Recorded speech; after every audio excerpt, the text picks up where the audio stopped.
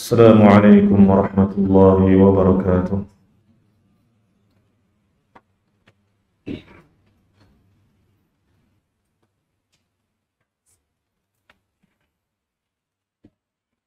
إن الحمد لله نحمده ونستعينه ونستغفره ونعوذ بالله من شرور أنفسنا وسيئات أعمالنا. من يهده الله فلا مضل له ومن يضلل فلا هادي له، وأشهد أن لا إله إلا الله وحده لا شريك له، وأشهد أن محمدا عبده ورسوله لا نبي بعده. فقد قال الله تعالى في القرآن الكريم: أعوذ بالله من الشيطان الرجيم.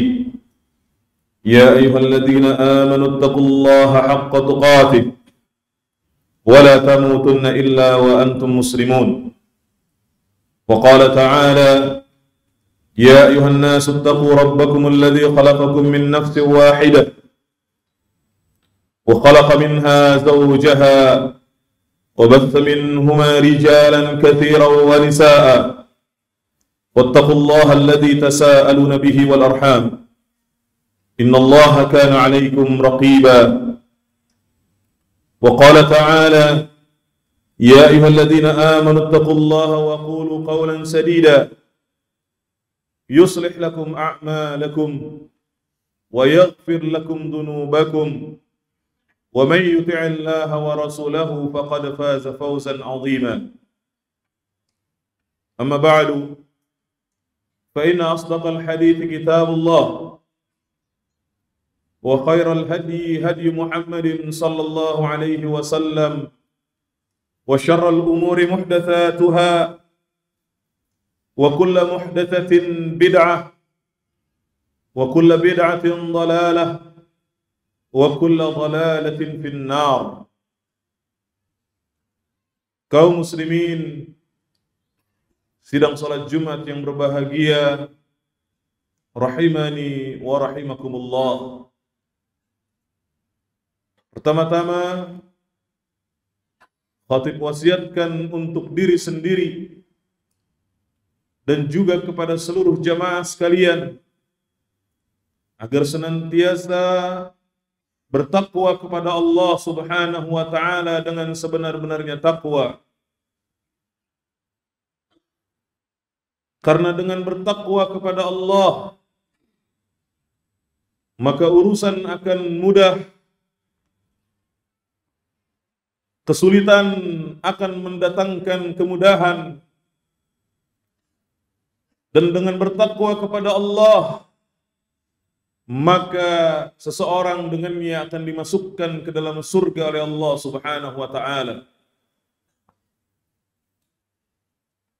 Kaum muslimin sidang salat Jumat yang berbahagia, rahimani wa rahimakumullah. Ketahuilah bahwa pemberian terbaik yang Allah anugerahkan kepada hambanya adalah keimanan dan ketakwaan. Iman dan takwa adalah merupakan nikmat Allah yang paling besar, sehingga seseorang wajib bersyukur kepada Allah manakala dia beriman dan bertakwa kepada Allah Subhanahu wa taala. Sedangkan kekayaan serta kecukupan hidup hendaknya tidak menjadi penghalang dan kendala untuk bisa bertakwa kepada Allah Subhanahu wa taala. Maka seharusnya pemberian yang sedikit, jika itu disyukuri dan senantiasa dirasa cukup, itu lebih baik daripada banyak tapi selalu menganggap kurang, sehingga tidaklah berfaedah limpahan nikmat dan banyaknya harta bagi orang-orang yang tidak bersyukur kepada Allah Subhanahu wa taala. Kaum muslimin yang dirahmati oleh Allah, ingatlah selalu bahwa kekayaan tidaklah disebabkan, tidak juga diukur dengan harta yang berlimpah. Tetapi kekayaan yang sebenarnya adalah kekayaan yang terdapat di dalam jiwa, yaitu jiwa yang selalu qanaah, selalu merasa puas dan menerima setiap pemberian Allah Subhanahu wa taala. Sebagaimana Rasulullah sallallahu alaihi wasallam bersabda di dalam hadisnya, "Laisal ghina an kathratil 'ard, walakinnal ghina ghinan nafs." Bukanlah kekayaan itu dengan banyaknya harta. Kekayaan yang sebenarnya itu tidaklah diukur dari banyaknya harta. Tetapi kekayaan yang sebenarnya itu, kata Rasulullah, adalah ghinan nafs. Jiwa yang kaya. Jiwa yang selalu merasa puas dan cukup dengan apa yang Allah berikan kepadanya berupa nikmat dan limpahan karunia. Di dalam hadis yang lain juga Rasulullah sallallahu alaihi wasallam bersabda, hadis yang diriwayatkan oleh Imam Muslim, "Qad aflaha man aslam wa ruziqa kafafa wa qanna'ahu Allah bima atah." Telah beruntung orang-orang yang Islam, orang-orang yang senantiasa berserah diri kepada Allah Subhanahu wa taala dengan melaksanakan setiap perintah dan ibadah kepada Allah serta menjauhi larangan-larangannya. Maka kata Rasulullah, telah beruntung orang-orang yang Islam, yaitu orang-orang yang berserah diri dengan ketaatan dan ibadah kepada Allah. Wa ruziqa kafafa, dan diberikan rizki yang cukup. Rizki yang cukup bukan berarti rizki yang banyak. Cukup untuk dia makan pada hari itu. Cukup dengan pakaian yang dia kenakan. Bukan cukup yang dimaksud di sini adalah bermewah-mewahan, tidak. Wa qanna'ahu Allahu bima atah, dan telah beruntung orang-orang yang senantiasa qanaah, memiliki hati yang senantiasa puas dan merasa cukup dengan apa yang Allah berikan kepadanya. Maka tiga golongan manusia ini, kata Rasulullah, adalah merupakan orang-orang yang beruntung, yaitu mereka orang-orang yang Islam. Kemudian yang kedua, mereka adalah orang-orang yang senantiasa diberikan kecukupan rezeki. Dan yang ketiga, mereka adalah orang-orang yang memiliki hati yang qanaah terhadap pemberian Allah Subhanahu wa taala. Maka dengan sifat qanaah ini, seorang muslim harus bisa menjaga diri dari mencari rezeki atau bekerja. Jangan sampai seorang muslim dia mencari penghidupan dengan melakukan tindak kezaliman dan melakukan cara-cara yang diharamkan oleh agama, seperti memakan harta orang lain dengan cara yang batil, atau dengan merampas, merampok, mencuri, melakukan kecurangan dalam transaksi jual beli, atau melakukan transaksi riba, atau dengan cara-cara lain yang diharamkan oleh agama kita. Maka ini adalah merupakan kaidah dasar dan juga termasuk prinsip yang paling pokok yang harus dijadikan barometer oleh setiap muslim dalam bermuamalah, dalam bekerja, dan di dalam mencari penghidupan. Allah Subhanahu wa taala berfirman di surat An-Nisa ayat 29,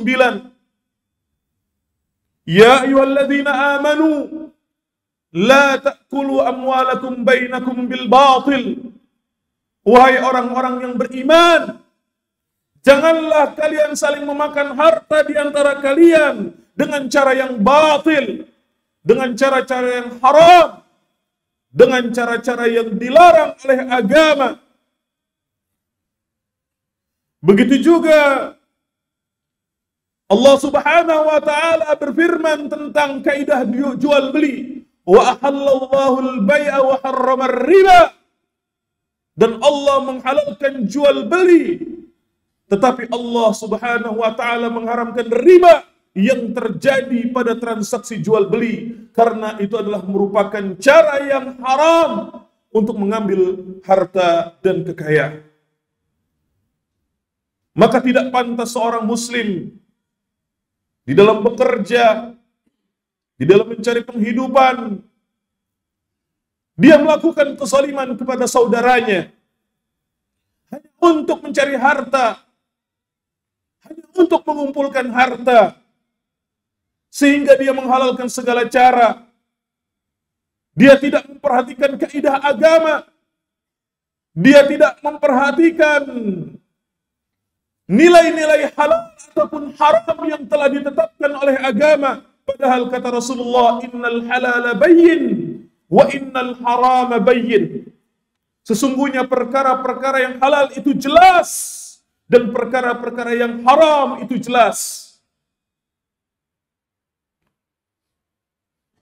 Dan saat ini kita menyaksikan banyak orang yang mencari harta dan mengumpulkan kekayaan dengan berbagai macam cara, sehingga mereka melakukan apapun demi mendapatkan harta, halal, haram, hantam, habis-habisan. Rasulullah sallallahu alaihi wasallam bersabda, "Kullul muslim 'alal muslim haram, damuhu wa maluhu wa 'irduh." Setiap muslim yang satu kepada muslim yang lain haram darahnya, hartanya, dan kehormatannya. Maka telah nampak pada orang-orang yang rakus terhadap harta, telah nampak pada orang-orang yang menjadi pemburu kekayaan, mereka menempuh jalan yang menyimpang di dalam mencari harta, menghalalkan segala cara untuk mendapatkan harta, dan tidak memperdulikan nilai-nilai halal ataupun haram yang telah ditetapkan di dalam syariat Islam. Rasulullah sallallahu alaihi wasallam bersabda di dalam hadis yang diriwayatkan oleh Al-Bukhari, "La ya'tiyanna 'alan nasi zamanun la yubali al-mar'u bima akhadha al-mal am min halalin am min haramin." Kata Rasul sallallahu alaihi wasallam, akan datang suatu masa pada umat ini orang-orang yang tidak memperdulikan lagi dari mana dia mengambil harta, apakah dari jalan yang halal atau dari jalan yang haram, maka dia tidak peduli. Dan kita sedang berada di zaman itu ayyuhal ikhwah. Maka berhati-hatilah. Berhati-hatilah dari mengambil harta dengan cara yang haram. Kaum muslimin yang dirahmati oleh Allah Subhanahu wa taala, padahal Rasulullah sallallahu alaihi wasallam telah mengingatkan kita di dalam hadis yang muttafaqun alaih. Beliau bersabda, "Fa wallahi mal faqru akhsha alaikum walakinni akhsha an tubsat alaikum ad-dunya kama busitat ala man kana qablakum. Fatanafasuha kama tanafasuha wa tuhlikakum kama ahlakathum." Kata Rasulullah, sungguh bukanlah kefakiran yang aku khawatirkan atas kalian, tetapi yang aku khawatirkan atas kalian adalah dibentangkannya dunia untuk kalian, sebagaimana telah dibentangkan dunia kepada orang-orang sebelum kalian, maka jadinya kalian berlomba-lomba untuk mengejar dunia tersebut, yang mana tentunya mengakibatkan kalian tidak akan memperhatikan dan tidak mempedulikan aturan-aturan halal dan haram demi untuk mengejar dunia tersebut. Maka sungguh kalian akan binasa, kata Rasulullah, sebagaimana telah binasanya orang-orang sebelum kalian itu. Maka ikhwah yang dirahmati Allah, orang-orang yang selalu memakan harta haram di dalam hidupnya, dia tidak akan pernah merasakan ketenangan. Orang-orang yang selalu memakan harta haram di dalam hidupnya, demi Allah, dia tidak akan pernah merasakan kebahagiaan dari Allah Subhanahu wa ta'ala.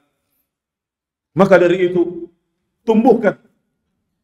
tumbuhkan di dalam hati sifat qanaah, yaitu selalu merasa cukup dengan apa yang Allah berikan. Sehingga kita hendaknya selalu melihat orang-orang yang di bawah kita, supaya kita bisa lebih bersyukur atas pemberian Allah Subhanahu wa ta'ala. Jangan kita melihat orang-orang yang statusnya di atas kita, yang lebih kaya dari kita, yang lebih tinggi jabatannya dari kita. Jangan melihat ke sana. Kalau kita selalu melihat ke atas, maka pada akhirnya kita akan meremehkan nikmat Allah yang ada pada kita. Wa na'udzu billahi min dzalik. Aqulu qawli hadza wa astaghfirullah li wa lakum wa li sairil muslimina wal muslimat fastaghfiruh innahu huwal ghafurur rahim.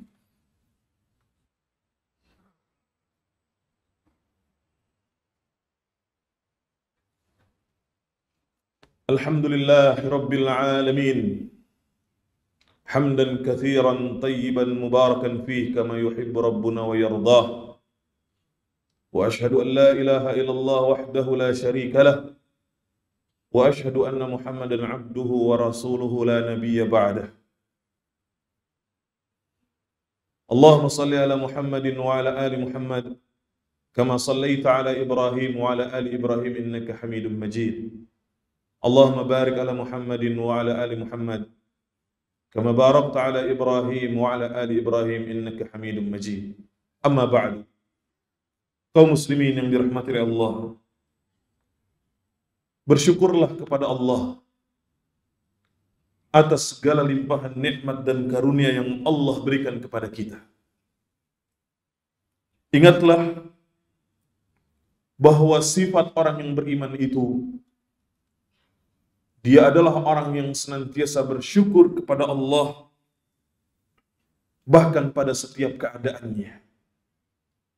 Terutama ketika dia senang. Terutama ketika dia mendapatkan nikmat dari Allah sekecil apapun. Maka orang yang beriman pasti akan bersyukur kepada Allah. Dan syukurnya orang yang beriman itu adalah merupakan kebaikan untuk dia sendiri. Karena dengan bersyukur kepada Allah, Allah akan tambahkan nikmat-nikmatnya kepada mereka. Allah Ta'ala berfirman, la in syakartum la azidannakum wa la in kafartum inna azabi lasyadid. Kalau kalian bersyukur, niscaya aku akan tambahkan nikmatku kepada kalian, kata Allah. Namun kalau kalian kufur, ingatlah bahwa siksaku sangat pedih. Maka bersyukur adalah merupakan kebaikan untuk seorang mukmin. Kebaikan yang akan dia rasakan sendiri.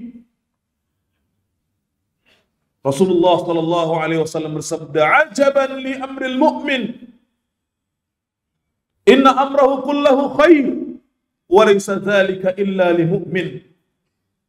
In asabathu sarra'u syakar, fakana khairan lah, wa in asabathu darra'u sabar, fakana khairan lah." Sungguh menakjubkan urusan orang-orang yang beriman itu. Karena semua urusan orang-orang yang beriman adalah kebaikan untuk dia. Dan itu tidak terjadi kecuali pada orang yang beriman saja. Orang yang beriman itu, kata Rasulullah, apabila dia senang, Apabila dia mendapatkan nikmat dari Allah, sekecil apapun nikmat itu, maka dia akan bersyukur kepada Allah. Dan itu kebaikan untuk dia. Dia akan gunakan nikmat itu untuk ketaatan. Dia jadikan sarana untuk taat kepada Allah. Dia jadikan sarana untuk beribadah kepada Allah. Dia jadikan nikmat tersebut sebagai sarana untuk beribadah kepada Allah. Itulah orang yang beriman. Dan itu kebaikan untuk dia. Dan orang yang beriman itu ketika susah, ketika ditimpa bala oleh Allah Subhanahu wa taala, ketika dikasih susah oleh Allah Subhanahu wa taala, maka dia akan bersabar. Dia akan bersabar. Dan itu juga kebaikan untuk dia.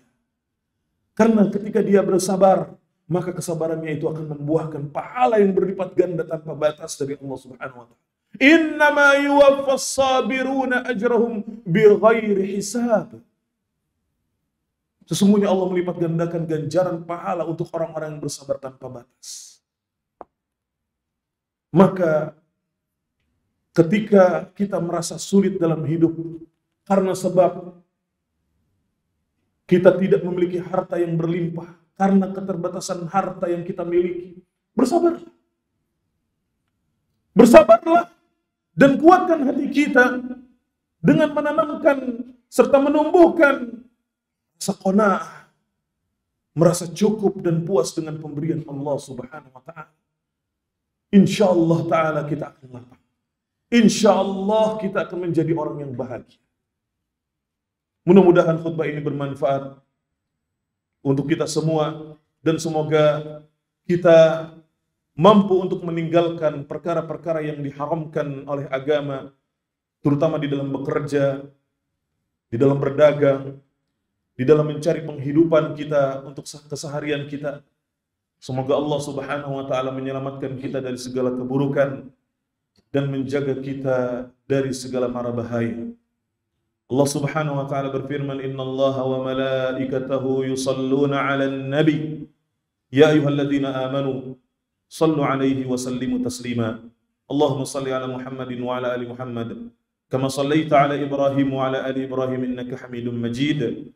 Allahumma barik 'ala Muhammadin wa 'ala ali Muhammad, kama barakta 'ala Ibrahim wa 'ala ali Ibrahim innaka Hamidum Majid. Allahumma ighfir lil muslimin wal muslimat wal mu'minin wal mu'minat al ahya'i minhum wal amwat innaka sami'un qaribun mujibud da'wat. Allahumma inna nas'aluka al jannah wa na'udzu bika minan nar. Allahumma inna nas'aluka al huda wat tuqa wal 'afafa wal ghina.